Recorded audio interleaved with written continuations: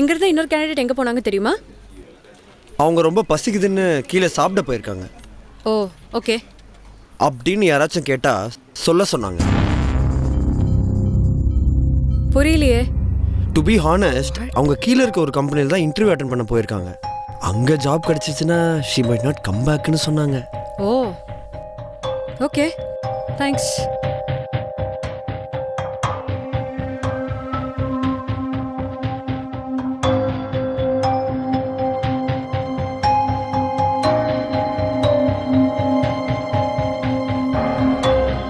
Sir, இது ரொம்ப தப்பு. என்ன என்ன தப்பு? இல்லை இல்லை, பாவமாக ஒரு மான் நின்றுட்டு இருந்துன்னு வச்சுக்கோங்க. அங்கே ஹெல்த்தியாக இருக்கிற ஒரு சிங்கம் அதை வேட்டையாடி கொண்டுருச்சு. அது சாப்பிட்றதுக்கு முன்னாடியே ரொம்ப நாள் பசியோடு இருந்த ஒரு ஹைனா அதை திருடி சாப்பிட்டுருச்சு. இப்போ தப்பு யார் மேலே சொல்லுங்க?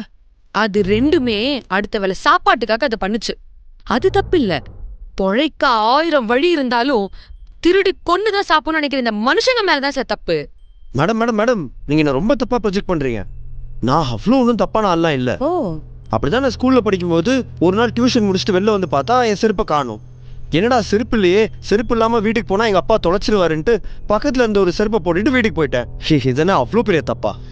நீங்க போட்டு போனீங்களே ஒரு செருப்பு, அது வேற ஒரு பையனோடது.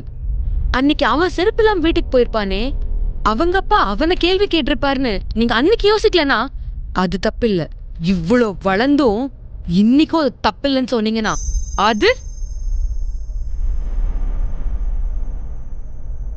மிஸ்டர் மதன்,